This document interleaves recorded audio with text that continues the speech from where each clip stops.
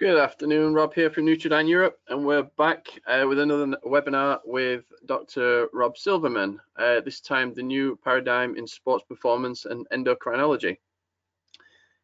Just like on every webinar, if anyone has any questions, pop them in the questions box.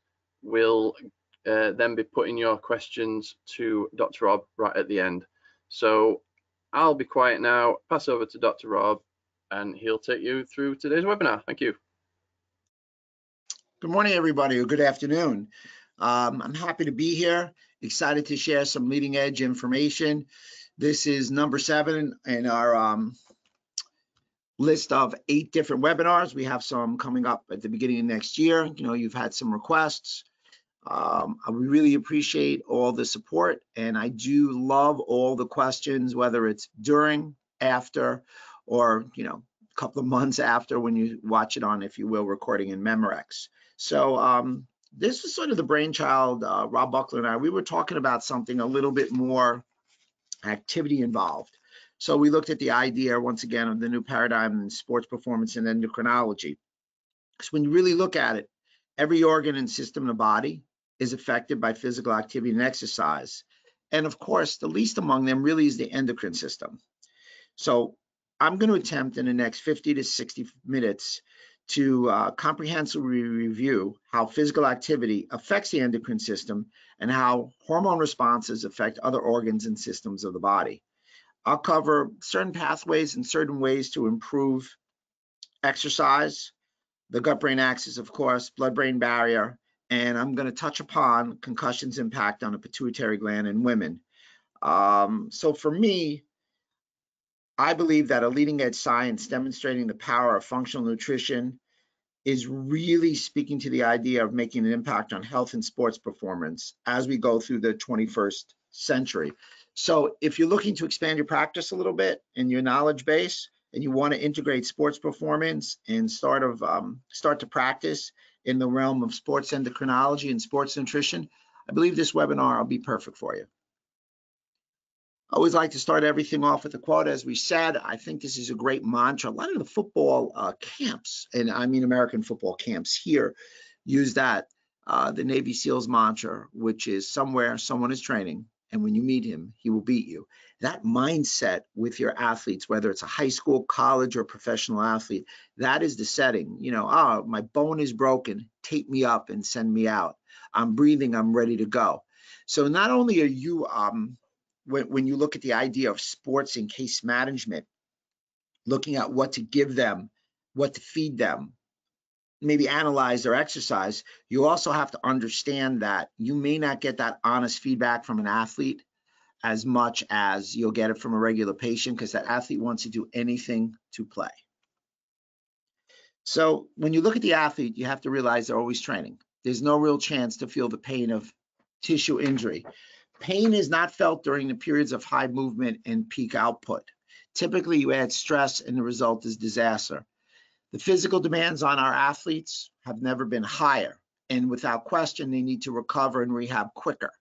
You don't feel that pain because when you wake up in the morning, everything hurts and you move around and it goes away, because the movement impulse to the brain is faster than the pain impulse.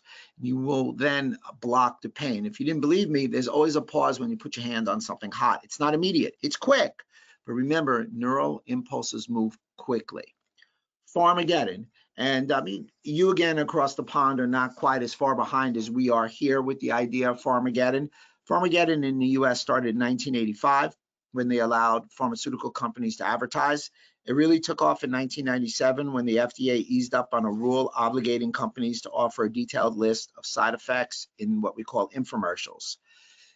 Again, when you look at the idea, both of our countries are way ahead of the bar in the consumption of prescribed pharmaceuticals.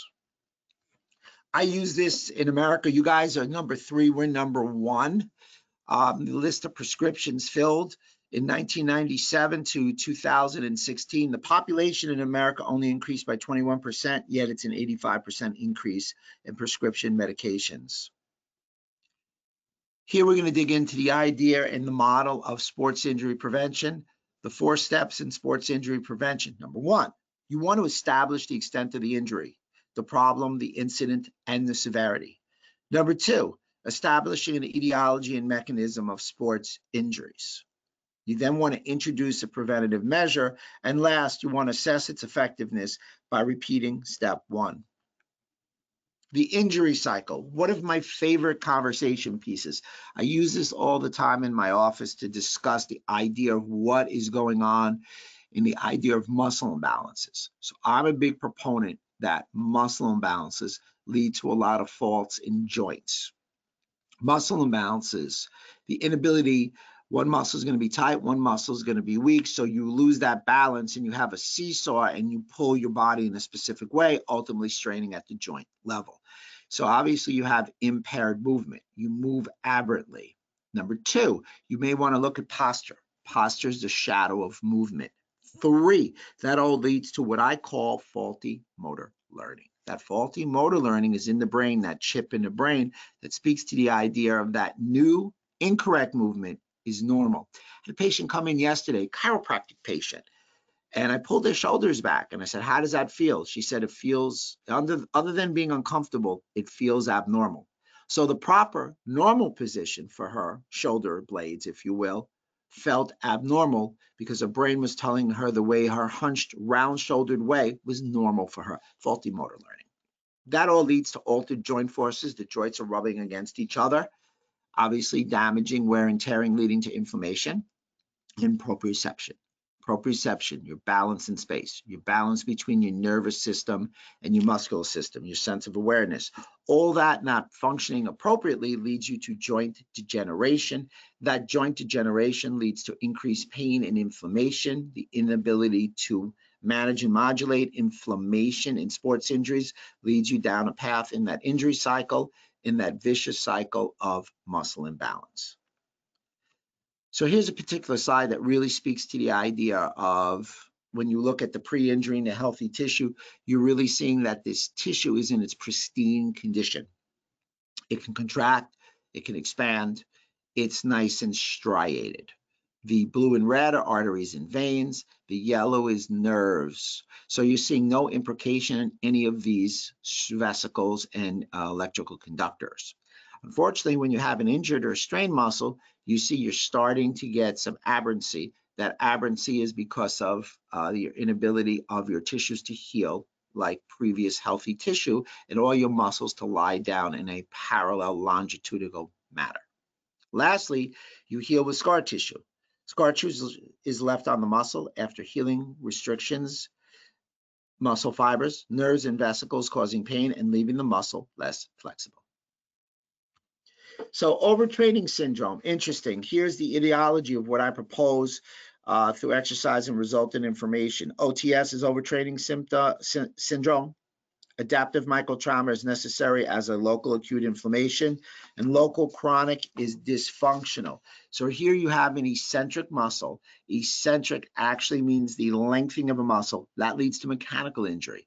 Concentric, but that is the shortening. That's going to lead to what we call reperfusion. And joint action usually occurs in the idea of repetitive motion injury, all leading to adaptive microtrauma, which then leads to local acute inflammation, local chronic inflammation. That local chronic inflammation has systemic inflammatory responses of IL-B, IL-6, TNF-alpha, and pro, and some anti-inflammatory interleukins from interleukin-6. So you're now in this vicious cycle of inflammation and just elevating, sort of like a tornado till it hits its crescendo. Time-dependent sensitization with amplification at each step to repeated intermittent stimuli over time. Well, the idea of the abnormal versus the normal, as I've said before, everybody knows my background is in chiropractic.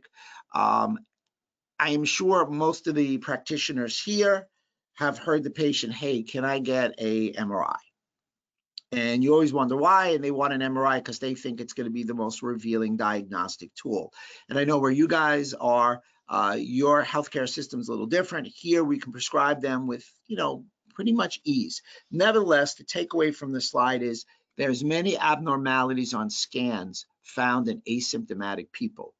And people say, hey, can I get an MRI of your lumbar spine? If you're a 50-year-old guy and you've done some exercises and you drive a car a lot and you move a little improperly, you're going to have some disc pathologies. And this is the sort of an FYI slide that you can look and dig into and see, once again, the abnormalities with asymptomatic people. Ligamentous injury. This is a theorized paradigm of the role of ligamentous injury for inducing what we like to refer to as neuroplasticity and its effect on sensory motor function, peripheral deafferentation, which is a loss of sensory input from a portion of the body. So when you take a good look at this, you're seeing that pain, inflammation, and all that is leading to this induced neuroplasticity. A ligamentous injury is going to have more of a neurological input on people versus a tendon, and it's also going to take longer to heal because of lack of blood flow to the ligamentous structures. So what comes first? Great question. Injury or pain? I don't know. I don't know if anybody really knows. We banded that about, but the fundamental question is, what should we diagnose? Altered motor control. Remember, the body, it's all about movement. It's not about individual muscles. Muscles act in synergy and not in isolation. Kinetic chain equals functional anatomy. Movement becomes habit, which becomes posture, which becomes structure. Form equals function, which equals performance. You always want to correct altered motor control. Here's an interesting graph of all athletic performance and brain degeneration. So a healthy brain, an aging brain, neurodegeneration. You're going to see as you age, you typically have this issue with your brain, but athletic performance decreases precipitously, falling off that cliff as your brain ages. So speaking about brain aging and brain damage, let's talk about the impact of concussion and its impact of concussion on what I like to refer as the epicenter or the highway, the superhighway to health, the gut-to-brain axis. So let's look at some brain stats that I'd like to share with you. The brain is 75% water. It's 60% fat. It has 80 billion neurons. It's 1,000 trillion connections between brain cells and cortex. It takes up to 20% of the blood or newly oxygenated blood in your body. It's 60% white matter. White matter is the subway of the brain connecting different regions of gray matter in the cerebellum to one another. And the brain feels no pain. And the brain feels no pain very simply because there are no pain receptors in the brain. The brain, without question, is the most nutrient-dependent, energy-dependent, and toxin-stress vulnerable organ. Here's a great PowerPoint that truly depicts normal communication between the neurons. So as long as these axons are connected, these neurons will fire and you'll get a signal direction and a postsynaptic cell, and your body is communicating. All the electrical wires, if you will, are intact, especially in the brain. However, concussion, unfortunately, causes tearing of neurons and will disrupt communication, as you see, as that synapse doesn't occur and that part of the axon actually goes through cell apoptosis. This slide really shows the axon twisting when the brain moves around in the skull after an impact. So when you're looking at sort of the center left, you're seeing the shearing back and forth of the brain with the arrow, and you're seeing the shearing of back and forth of the arrow in the front of the brain. You have this beautifully pristine normal axon. Unfortunately, on the right, you're seeing the axon which is twisted and sheared and sort of torn, kind of like a shoelace that's been wrapped around too many times, or any kind of wire that's been wrapped around. Think of a wire that's a little wrapped and then pulled, it tears. So the forces applied to the brain cause axons to twist and tear, and brain cell death will ensue. It's one of my more favorite slides that really graphically depicts the molecular cascade of an event after mild traumatic brain injury. Here's a concussive injury. So in that concussive injury, we already just in the previous slides depicted axonal damage. When you add on that, you're also going to get membrane disruption and something called excitotoxicity. Excitotoxicity is when the synaptic cleft opens and NMDA receptor sites open, allowing calcium to go from the extracellular space to the intracellular space, increasing the ability to plaque. We know that's very disadvantageous to overall health in the brain. When you couple that with potassium coming outside from the intracellular space to the extracellular space, it then in the extracellular space can contribute to axonal damage and death. You're seeing that opening up this doorway isn't positive for overall health. More so than that, this glutamate release can lead you down a path of cell death. Also, glutamate release leads to what we call mitochondrial dysfunction. Now, we all know the brain is the #1 mitochondrial organ in the body. It leads to oxidative stress, which is reactive oxygen species, which also has damage at the cell level, which can lead you to cell death. And lastly, the third unfortunate occurrence with the glutamate release is hyper to hypometabolism of glucose, which leads to susceptibility to repeat injury. Lastly, when you look at what happens during a concussion injury, you also can speak to the idea of increased inflammation through macrophage and microglial activations. They lead you down a path of cell damage, ultimately leading to cell death. So concussion update. The TBI has 2 mechanisms of cell death. 1, direct axonal death, and 2, neural inflammation, which is most common, which can persist for more than a decade and chemically affect neighboring neurons. There's pituitary dysfunction after concussion. The pituitary gland is not encased by the blood-brain barrier. The blood-brain barrier, a single epithelial cell, which we'll touch on later, which actually, again, filters blood to the brain. Also, it filters about 400 miles of blood to the brain. The pituitary dysfunction is very common after concussion. The percentage of pituitary varies with the different type of concussion. The #1 hormone that's most affected is GH. Please make note, progesterone is also adversely affected, one of the reasons why women don't not respond to concussion as quickly as men. And shocking as it may seem to many, genetic predisposition and autoimmunity does have a role. Many different studies talked about pituitary dysfunction over a duration of time. The longer post-concussion, the more hormones and the higher percentage of people had a pituitary dysfunction. This is vastly overlooked in a lot of concussion treatments. Well, let me give you my overview of my concussion nutrition protocol, working right now with Nutridyne to make a concussion-specific formula. Let's look, #1, at what I recommend, the ketogenic diet. Ketogenic diet is made for those who have neurodegenerative disease. The ketogenic diet ultimately will provide ketone bodies, which provide energy for the brain. So I'm a big proponent of the ketogenic diet, 75% fat, 20% protein, and 5% carbohydrates. The ketone body of note is beta-hydroxybutyrate, because not only is it an energy source, it is also a positive health signaler. Creatine.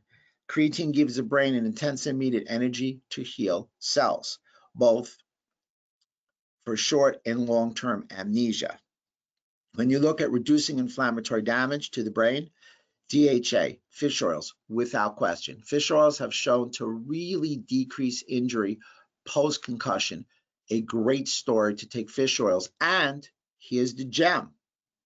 If you take a fish oil before concussion, for both men and women, it decreases your incidence of concussion distinctly. So my suggestion is any of your patients that is involved with any kind of contact or collision sports, I would recommend fish oils. Fish oils would be great for overall use, but fish oils especially before preventing a concussion, once again, to recap, and post-concussion. Boswellia, ginger are great. They're good for the gut. They also decrease the 5-lipoxygenase pathway, which is quite inflammatory. Quercetin, which is really gaining popularity because of its positive effect with COVID-19, is your natural anti-inflammatory. Turmeric. Turmeric's known to decrease inflammation, put the brakes on the NF-kappa B inflammatory pathway. It also upregulates your antioxidant pathway of the NRF2. Antioxidants, sort of like alpha lipoic acid, which is the only antioxidant that works with the watery and the fat part of the cell. Fabulous choice to help with peripheral nerves. You'll see a lot of alpha lipoic acid with PEA in a product called Nervies. Let me just go back and hit you with a few other takeaways with curcumin. Curcumin inhibits microglial activation. It also prevents damage to tight junctions in the blood-brain barrier. And something that I didn't write in, but you can consider is resveratrol. Regulates MMP9 and protects against LDL damage of the blood-brain barrier. Last, or as we go through the end, towards the end of the slide, pro-resolving mediators. I could have a panacea of articles on pro-resolving mediators. PRM resolve is what it's called. It allows for the resolution of inflammation, and it creates a decrease in inflammation in the microenvironment in the brain, which is critical to slow the degeneration in the brain and brain tissue. When you couple that with the possibilities of healing because of the lack of inflammation, PRM or PRM resolve is a staple in what you should use in inflammation in the body, and of course inflammation in the brain and or the gut. Choline, picking up a lot of steam, especially with Alzheimer's. We'll have a discussion about that. And choline is critical for brain development. Vitamin D. Vitamin D is neuroprotective. It's a great choice. D3 with K2. I can tell you this, I think that like vitamin D over the last 10 years has become vitamin D. It's not the vitamin, it's the hormone D. K2 is on that path. Zinc, great enzyme for the central nervous system.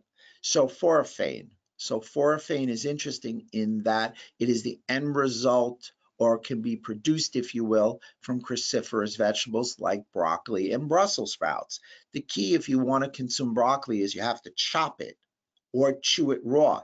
If you cook it, you kill an enzyme and decrease about 60% of your sulforaphane amount. Sulforaphane is quite positive once again because it activates the NRF2 pathway. It also inhibits MMP9. Magnesium. Magnesium L-threonate is a stellar weapon against delayed brain injury. Magnesium L-threonate, or magtine, as you'll see, has been studied in MIT. 2 grams has really been shown to be quite effective for decreasing brain aging by 9 to 14 years. Magtine, or magnesium L-threonate, has also shown to increase absorbable available magnesium in the brain by 50% and 15% in the cerebral spinal fluid. Acetyl L-carnitine energizes the brain. Glutathione, the master antioxidant. Studies have shown that 70% decrease in brain tissue damage can be achieved with the consumption of glutathione because it's the body's #1 intracellular antioxidant. I prefer glutathione in a liposomal manner. Coffee fruit extract. Coffee is a bean, but the bean is a pit in a fruit, and what they throw away in that coffee fruit extract actually can increase BDNF. And taurine, pure gem taurine, protects against excitotoxicity and also has a positive effect on the gut because it increases bile and bile production. Glutamate and neuroexcitation. Here you go. Glutamate opens up that NMDAR pathway, and in comes calcium and out comes potassium. And here, believe it or not, here you're having glutamate, but the taurine is blocking the calcium because taurine provides protection against excitotoxicity, protection of cells from osmolar changes, improvement of blood flow, enhancement of neurite growth, and triggering new brain cells to grow in the hippocampus. Ferulic acid for head trauma, a new gem. The study revealed ferulic acid reduced neuronal apoptosis, reduced the levels of free radicals, increased the levels of antioxidants such as SOD and glutathione, and decreased nerve tissue pathologies. The conclusion was simple. The addition of ferulic acid to head trauma has strength and ability to increase the rate of healing. Brain-derived neurotrophic factors, BDNF. BDNF is a protein. It blocks injury-related apoptosis, enhances long-term potentiation in the hippocampus. It supports the branching network of neurons, reduces neurodegenerative risk. For me, it makes neuronal synapses and communication more effective. I like to refer to it as fertilizer or miracle grow for brain and brain cells. It leads me to a term that everybody can use. It allows brain cells to fire together. Therefore, the brain cells will wire together. And yes, right at the bottom, exercise positively impacts BDNF. Rest is not your answer. So many simple questions will be, what enhances BDNF? Number 1, exercise. 2, turmeric. 3, low-level laser therapy. 4, taurine. 5, DHA. 6, alpha-lipoic acid. 7, any one of the laundry list of probiotics that Rob has. Probiotics, great choice, pro-life. Ketone bodies, of course. And of course, prebiotics in a 2013 study really showed to feed the probiotics, obviously enhancing the release because BDNF comes from the gut. One of my little takeaways very simply is you cannot heal the brain without also healing your gut. Little food for thought. One of the things that I really like to hang my hat on, it's actually chapter 3 in my upcoming book, which that chapter is fully completed. Well, I shouldn't say that. There's something new that I have to add to it. But as far as everything other than this one new paragraph they got to put on what we call a neuropod, we are ready to go. Traumatic brain injury leads to intestinal dysfunction and breakdown. Why? The surprising answer is the vagus nerve. The vagus nerve is called the great wanderer. Cranial nerve number 10 goes from the medulla oblongata down through the transverse colon. Innervates everything between there. It has branches to all these things. It's captain of the ship. Your gut is your second brain because the enteric nervous system. That enteric nervous system has its own nervous system, which is captained by vagus nerve. So let's take a look at the primary injury mechanism after concussion. Microglial cells become primed because of mechanical injury. You then have structural and functional damage to the gut tissue. You then have neural trauma inducing increased intestinal permeability. Lastly, systemic immune response to intestinal dysfunction after getting the altered gut microbiota. So you saw the primary injury mechanism was going from the brain to the gut, damaging the gut essentially, especially the microbiota. The gut now signals up to the brain, creating pro-inflammatory cytokines peripherally, influencing the central nervous system, also stimulating microglial mediated persistent neuroinflammation. So you're getting your ongoing secondary injury mechanism. You get an injury to the brain, it communicates with your gut then secondary communicates with your brain. Nice, complex, bidirectional brain to gut, gut to brain axis. The bottom line is, if you're going to have a protocol and a nutritional protocol, you have to incorporate both brain and gut to get ultimate healing from a concussion or minor trauma to the brain. So a lot of people ask, traumatic brain injury to intestinal dysfunction, how long, how far? Well, let's look at it. It takes 6 hours, according to Brown University, to damage brain cells. It takes 6 hours to damage the tight junction, and it takes 3 hours for LPS to come out, and now you have leaky gut. And lastly, any kind of head injury will definitely adversely affect the gut microbiota. LPS, lipopolysaccharide, an endotoxin, which is released at the time of gut injury, has shown to decrease the production of BDNF. And we all know that that miracle grow, BDNF is critical. It comes from the gut. Therefore, part of the problem with concussion is that it does damage the gut. And if it's not addressed by the practitioner, you're really never going to get the brain healing that you so desire. Vagus nerve stimulation. By being able to stimulate the vagus nerve, you're able to have a positive effect on ameliorating damage of tight junction ultrastructure. And it's able to attenuate this disruption of intestinal tight junctions. That is the takeaway. So what do you do? How do you do it? And what's the time frame in which you do it in? Well, the conclusion in this study really spoke about the idea of vagal nerve stimulation was able to help the tight junctions, not only help heal it, but also decrease the intestinal release of NF-kappa B. Post-injury vagal nerve prevented gut epithelial breakdown within 90 minutes.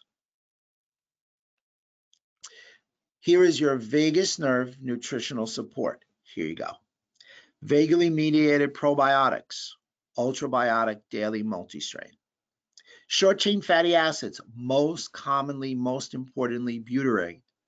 Direct effect on afferent censoring. Remember, the vagus nerve is 80 to 90% afferent. Dynamic GI integrity.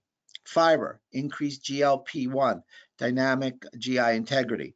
Increased bile acid flow, digestive complete. Omega-3 fatty acids, which increases heart rate variability. There is your omega-3 fatty acids, omega pure EPA DHA 1000. Citrulline, not spoken enough, but citrulline increases heart rate variability. Pure L-citrulline. Time restrictive eating and intermittent fasting also has a positive effect on vagus nerve stimulation. And of course, sleep more. If you need to sleep more, everybody would benefit from a good night's sleep, liposomal sleep. So let's really dig into my Dr. Rob's concussion protocol. We're halfway through the slide deck right now. So I do see that we have a couple of questions. Don't worry, we're going to get to all these questions. As a matter of fact, I see a bunch of questions already. You know what? I'm going to take a second. Rob, I'm going to do them right now because I can see that there's a few. So it's a typical question. Diego's got a lot. I don't understand how the brain can be 75% water and 60% fat.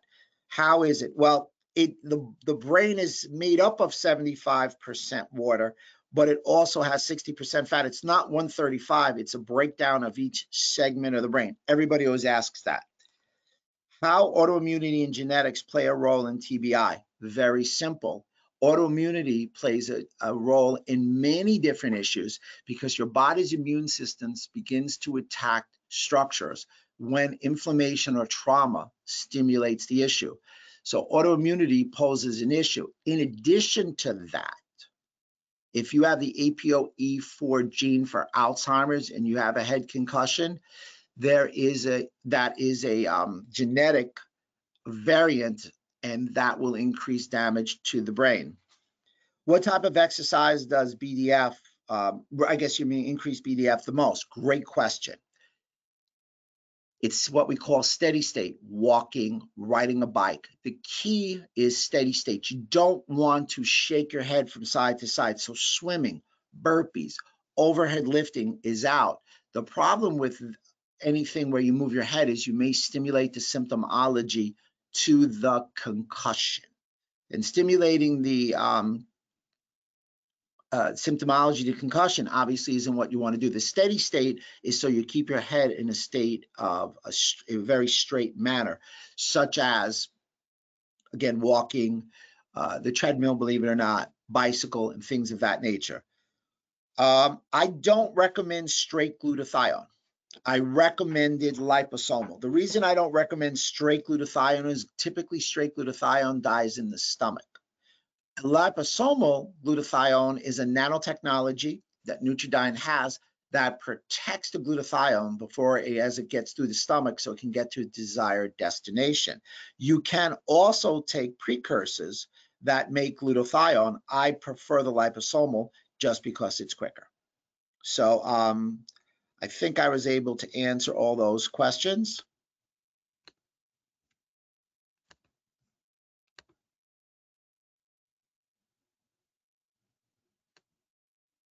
Now, if I could only get rid of that, there we go.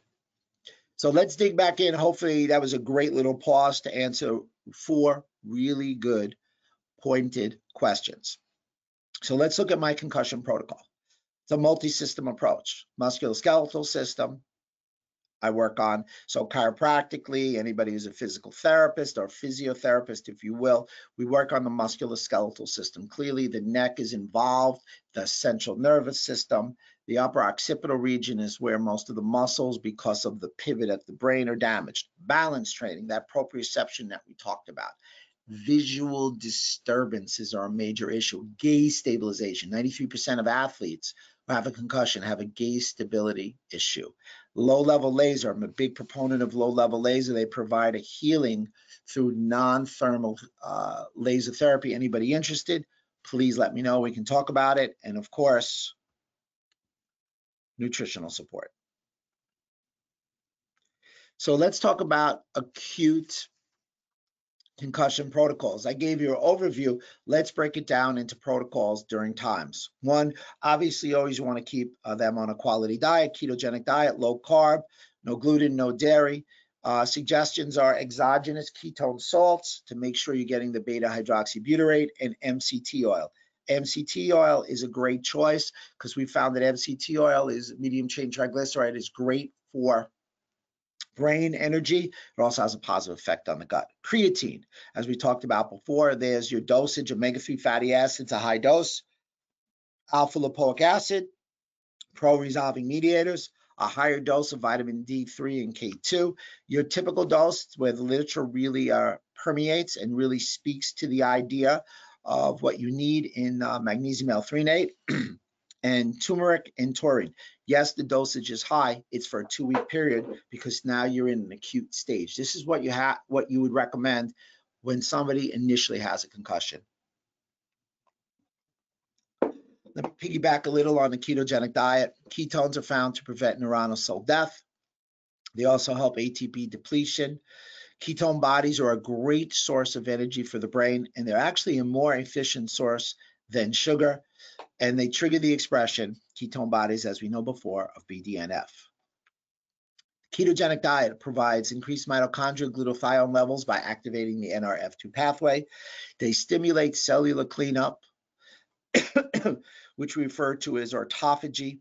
The ketogenic diet provides anti-inflammatory effects by decreasing NF-kappa B, TNF-alpha, and the COX-2 pathways. Now, here's your gut portion of your acute concussion. Your gut portion, you're going to take zinc carnosine.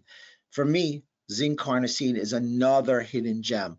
It's great to help heal the structures of the tight junctions. It also decreases the injury in athletes. Athletes who exercise for more than 2 hours at a time are susceptible to tight junction problems. We typically only talk about 2 and 3 proteins at the tight junctions: zonulin, acutin, and caudin. Very interesting. This is just something you talk at a cocktail party. How many proteins are there that make up the tight junctions? And the quiz answer is 40, believe it or not. You also want to include a multi-strain probiotic, which has like B-lactis, L-salivarius. L-salivarius is really shown to be very potent for helping tight junction healing. So sulforaphane, oxbile and bile salts, and L-citrulline. Ongoing onwards, and after that week 3, you're going to look at decreasing, but still a very respectable dose of omega-3 fatty acids, magnesium L-threonate, curcumin, boswellia, sulforaphane, pro-resolving mediators, vitamin D plus K2, glutathione, alpha lipoic acid, and taurine. The ongoing gut portion, here's a suggestion. You're going to use formulas with comprehensive nutritional support for GI health. The key ingredients are going to be L-glutamine, glucosamine HCl, zinc carnosine, okra powder. Also, a great choice is a multi-collagen, or the dynamic multi-collagen. It's going to incorporate collagens type 1 through 3. Remember, 1 and 3 really speak to gut, hair, nails. Type 2 is cartilage. 5, 10, and 15, which is in this dynamic collagen now, is also going to work for tendons and ligaments. You want to ingest oxbile bile salts to really help with bile flow, great for a digestive enzyme. The spore complex, you're looking at a spore complex because you're essentially looking at Bacillus subtilis as a bacteria, which is outstanding. It's an endospore. It protects itself. The best prebiotic that I've seen on the market, XOS, xylo-oligosaccharides. Great choice because it only feeds the good bacteria in the gut. And bacteriophages, which we could spend 20-25 minutes on, that formula has a bacteriophage, which is a sniper for specific species to kill of bacteria. So when you look at this chronic long lasting, and I think this is where initially you're going to see people, because, you know, when you start telling everybody, that you do concussions. Basically, it's not going to be people coming in with an acute concussion. It's going to be people who've kind of gone through the mill, and they are going to look at the idea of a long-term concussion where they didn't realize they had it, and also they didn't realize or were not satisfied with the outcomes with other practitioners. So this long-lasting one is magnesium L-threonate, curcumin, L-glutathione, acetyl L-carnitine, omega-3 fatty acids, pro-resolving mediators, choline, taurine. And you're going to do my 7-hour program 1 hour at a time, which we can review at anybody's convenience. So here's my concussion nutritional protocol. This is a summation of all the products that I mentioned before. Number one product that we talked about in order. It's not number one. I just wrote it down in the order that it appeared. MCT oil. MCT oil provides a proportion of C8 and C10 from pure coconut, nature's richest source of medium-chain triglycerides. However, coconut is actually predominantly rich in lauric acid, which is C12. Unfortunately, for energy, lauric acid is not a great choice. Lauric acid is great because it has tremendous antimicrobial effects. Consuming coconut oil is not the same as consuming Nutridyne MCT oil, which yields the oil to allow for the energy. If you want the lauric acid or C12, take a little coconut oil, but for concussion, you need the MCT oil because it's fast energy. So consumption of MCT oil will give you benefits like healthy cardiovascular, gastrointestinal integrity, skin and cognitive support. It provides ketone body production. Of course, that ketone body production would be great in conjunction with very low carbs. And it's very easy because it's a liquid to digest. The keto salt is your keto resistance. There's where you're going to get if you fall out of ketosis. If someone comes in with a concussion, an acute concussion, I immediately give them MCT oil and keto salt to take right there in my office. Creatine powder. You can dose quite heavily the first week. That's the product for creatine. Omega-3 fatty acids. Omega Pure EPA DHA is an ultra potent and purified fish oil that contains evidence-based doses of key essential fatty acids, EPA and DHA. It's known for cardiovascular function, healthy immune support, musculoskeletal support, skin vitality, cognitive support, and this triglyceride versus ester ether. Ester ether formulations are good, but triglyceride gets in really quick. Now, a lot of people have asked me, there's a lot of fish oils out there. Why this one? Or what makes Omega Pure EPA DHA 2400 better than other fish oils? We all know that not all omega-3s are created equal. Many omega-3 oils produce a seemingly large amount of fish oil, but the source is low quality and has negligible amounts of EPA and DHA. EPA and DHA are ultimately what will determine the benefits that you will experience from a fish oil supplement. This is why Omega Pure EPA provides an evidence-based dose of EPA and DHA in each serving, ensuring that your patient base gets a healthy amount of the critical, crucial omega-3 fatty acids. Then you've got Herbies. Herbies is something that not enough people use. Herbies is interesting because it is an all-natural dietary supplement that has a lot of extracts like ginger, turmeric, boswellia gum, and black pepper fruit. So they all have anti-inflammatory pathways. So Herbies supplementation helps with, if you will, immune system, stress management, digestive function, great for concussion. You have your alpha lipoic acid, you have your PRM resolved, and now you have one of the go-to powders, which is Brain Restore. So Brain Restore actually helps with cognitive function and healthy mood, supports and maintains DNA, supports blood and oxygen flow to the brain, and great for neurotransmitter production in neuronal tissue, and helps metabolize amino acids. And you're going to see that again, if you were to mix the Herbies and the Brain Restore, you're really going to get the bulk of the nutrients that you would want. Then you get your choline, your acetyl L-carnitine, etc. Vitamin D, there's your D3 10,000 for something initial. You also have D3 5,000 with K2. Sulforaphane complex, got to take your magnesium L-threonate, your magtine. Taurine is called pure taurine, and glutathione, liposomal glutathione, because you want to avoid your brain being what we call out of order. Now, the FDA actually first cleared a blood test to aid in concussion diagnosis. The blood tests, which you can get a result in 12 hours, are almost as accurate. They're just a percentage off as accurate as a CAT scan. The Cleveland Clinic here in America, they actually use biomarkers for brain damage. They studied professional fighters, and they found an increase in protein tau showed a 7% decrease in the thalamus size. Neurofilament light, NFL, or now it's called NF-L, proved to be 40% higher in active fighters who were getting hit in the head as compared to retired fibers. Neurofilament light are released into the bloodstream when nerve fibers in the brain suffer damage. This was American football athletes. The data suggested that a season of collegiate American football is associated with elevations in neurofilament light, which is indicative of axonal injuries as a result of head impacts.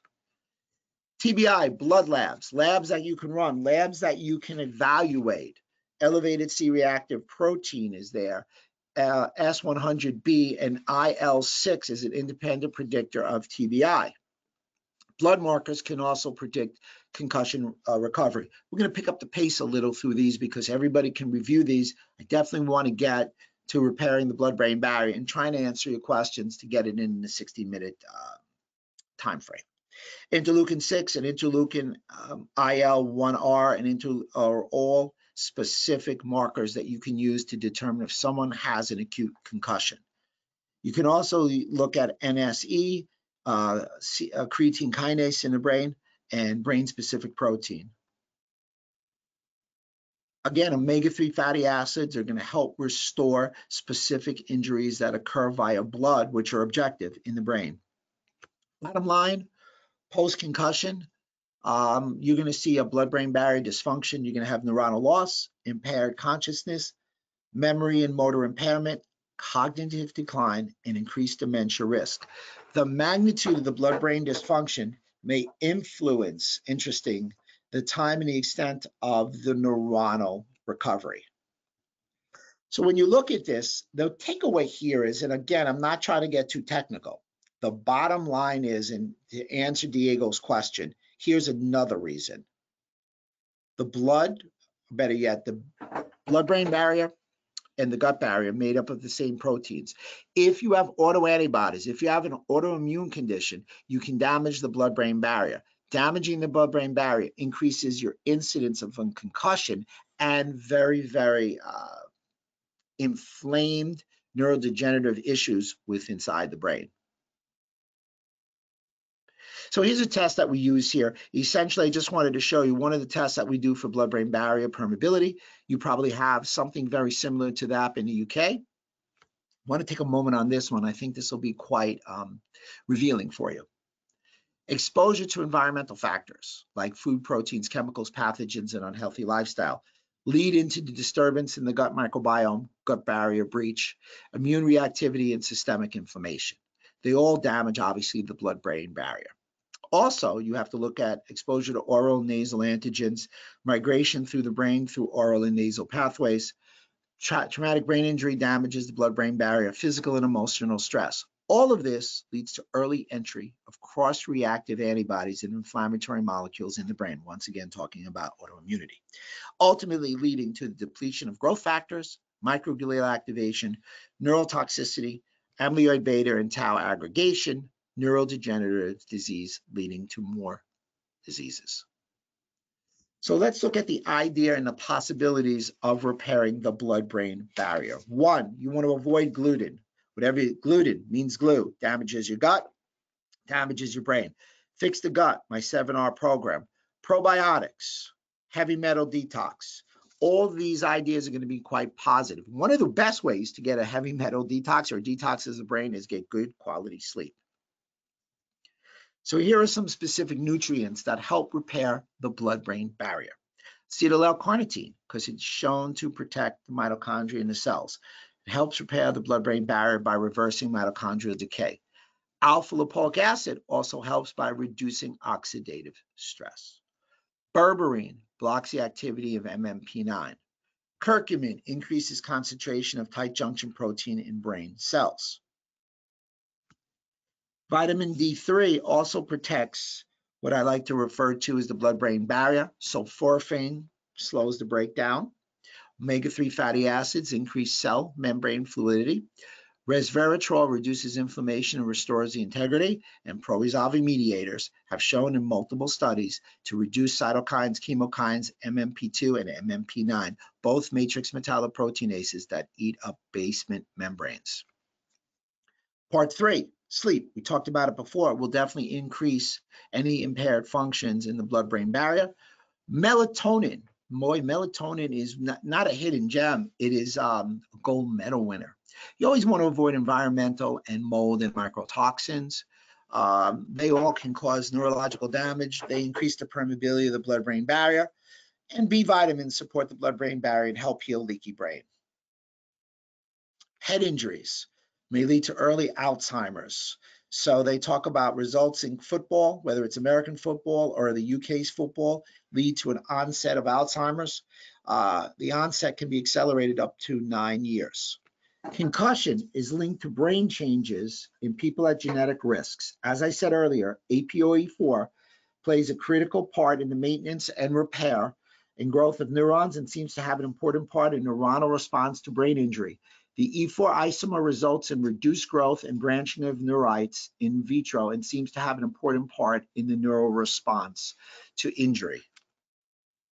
So there's your APOE4, and I don't want to make this all about APO4, but essentially the takeaway here is 25 to 30% of Americans and 25 to 30% of anybody's population that's studied has the allele that leads you down a path. So my suggestion is next time you blood test yourself, next time you get a blood test, next time you test a patient, what you want to do is you want to speak about the idea of testing the APOE4.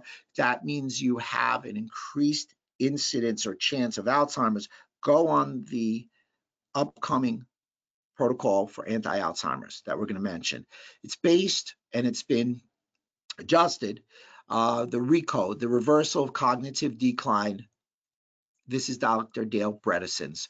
You don't have to see his webinar. I'm sharing his protocol now. His webinar is quite pricey, although he's fantastic at what he does. Essentially, the diet, ketogenic diet. You want to add MCT oil, coconut oil, olive oil, avocado nuts. You want to increase the BDNF production by stimulating and getting a release of beta hydroxybutyrate.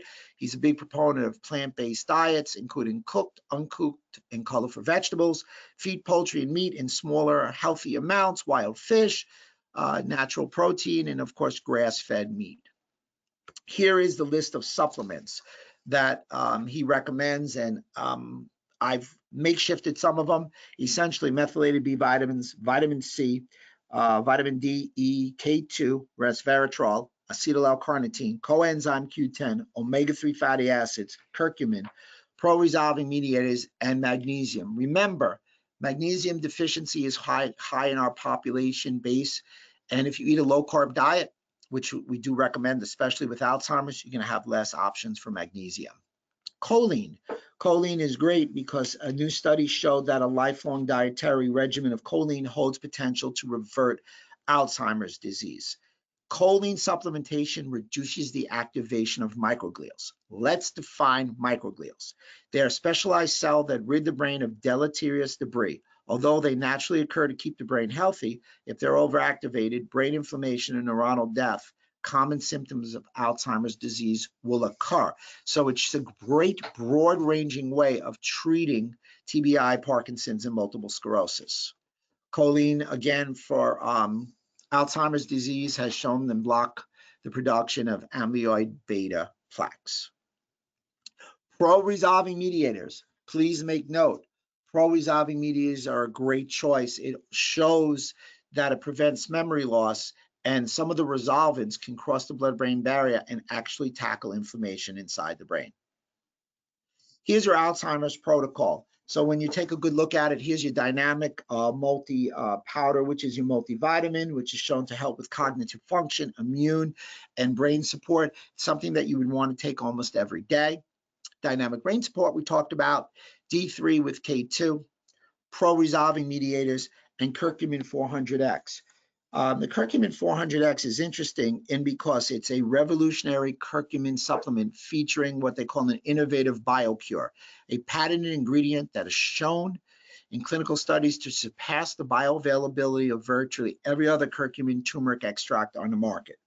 Curcumin helps support the immune system, helps with minor joint discomfort, relieves exercise-induced muscle soreness, great for antioxidant, good for digestion, great for inflammation in the brain. Getting more involved in the Alzheimer's protocol, we've got the MAG team, which we've talked about, the Omega Pure, CoQ10, ubiquinol, resveratrol plus, and MCT oil. So let's talk about some other lifestyle changes as we have a few minutes left, and I want to get to any extra questions that anybody may have. It looks like there's no more questions at this point, but let me get to the end because you can probably pop a question as we get close. Lifestyle changes for Alzheimer's: exercise, sleep, reduce stress, brain training, resolve inflammation, inhibit new inflammation, remove all inflammatory sources, and heal the gut with my 7R program. If anybody wants that 7R program or that webinar, Rob will be happy to get it for you. So for me, being weak is a choice, but so is being strong. And I think this young lady exemplifies that quite well. So a quick little charm look to the future. Nutrigenetics is making its way into athletics, and nutrigenetics also examines how an individual's unique genetic code affects their response to different nutrients. With this information, the doctor can prescribe a more personalized regimen for nutrition to optimize an individual's performance. There's an inverse relationship, interestingly enough, when you look at this look to the future, in that one of the biggest genes that I would recommend is the MTHFR gene, because impaired methylation leads to an increased release of histamine. High histamine leads to a release of zonulin. Zonulin opens the tight junctions, supports leaky gut. Therefore, here's your protocol: SAMI, methylated vitamins, and B-lactis. Interestingly enough, when you start talking about genes, we all know, just as a little seed, genes are not your destiny. They load the gun, but your environment fires the gun. Genes are only 10 to 30% of your outcome. And I'm thinking maybe when I talk to Rob after this, maybe we'll do a gene and epigenetic sometime in 2021 and explain to you how to test for it and explain to you how to help people who have some gene variants. So essentially the science. The science is the nucleotides essentially are building blocks of DNA. They play a key role in metabolism. SNPs, we've heard the expression, they are single nucleotide polymorphisms. Here are some interesting examples. If you're going to test for genes, take a look at these genes. Without question, there's an influential gene for the metabolism of coffee. You guys drink a little more tea, but when I was there, and I'm there all the time, you guys got a lot of coffee shops. ACTN3 gene is a type 2 muscle protein. You're really talking about the ability to be a sprinter. And you look at these different genes, gene testing is a great choice. So you can also test the genome and the gene type if you want to see if somebody would be a power or an endurance athlete. Again, I just wanted to give you this as a seed. Everybody can read the slides. I can give a follow-up article on this. But here's the big thing I would tell everybody to do. A step ahead. Here's a blueprint for athletes. Key biomarkers: cortisol, creatine kinase, iron, vitamin D, thyroid hormones, GH, growth hormone, estrogen, testosterone, interleukin-6, your omega-3 ratios, and IgE if you're getting, obviously, an allergic anaphylactic reaction. Some FYIs, the takeaway here is very simple. If you have an elevated, or a patient has an elevated interleukin beta, 1 interleukin beta, they have a high incidence of disc degeneration. Also, if you want to look, findings in this study for interleukin-6 and interleukin-8 suggest that patients with low back pain have low-grade systemic inflammation. Therefore, biochemical profiling or circulating cytokines can assist in diagnosing those with lower back pain.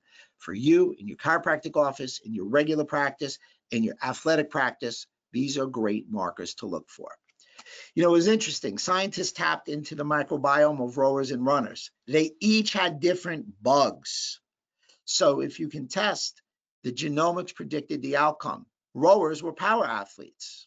They had a different bacterial environment and ecosystem than marathon runners who are endurance athletes. We've got about 90 seconds left, so keep an eye out. Nutridyne and I are collaborating on a book. It's called The Superhighway to Health. It's coming out at the end of Q1, 7 Steps to Optimizing the Gut-Brain Connection. One of the greatest coaches ever. He once said, make every day your masterpiece. It's something that I look at every morning, no matter, like this morning, I was telling Rob, I've got, my eye looks horrific because I have an infection. I'm still going to try and make every day my masterpiece. Anybody wants to get in touch with me, have any questions, obviously go through Rob at Nutridyne. You want to join my mastermind group, terrific. And there's all my information. And Rob, let's see, we've got a solid minute. Did anybody else ask any questions? Oh, Yeah, Diego. so, sorry, we've got a few more. Is it 62 grams of zinc carnosine? Well, it'd be milligrams, will it? Or did I read wrong? With which product can I get such a high dose? I don't know if you read it wrong or I wrote it wrong, but it's 62 milligrams. Yeah. 62 grams would be quite a lot. I'm hoping it's you, Diego. Correct. Which product? Well, you can get the product in one of the powders. I think it's Dynamic GI, Integrity. It is. Mm-hmm. Yeah, we have it in the Dynamic GI Integrity. Another question, Rob. What are the effects of long-term non-treated TBI besides Alzheimer's? A lot of people have loss of memory.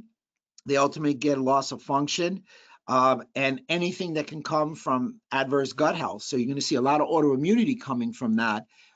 So believe it or not, it's just not in, neurodegeneration ends in the brain, but it has that feed from the gut. Cool. I think that's it in terms of questions. So, Dr. Rob, I'd just like to thank you so much for this afternoon. Thank you to everyone that's attended. We're back next month for a case study webinar, I believe, which will be fantastic. And then back early next year for another immunity webinar to follow up on the previous two that we've done, which will be fantastic. So thanks again so much for your time, everyone, and we will see you next month. Thank you. Thank you.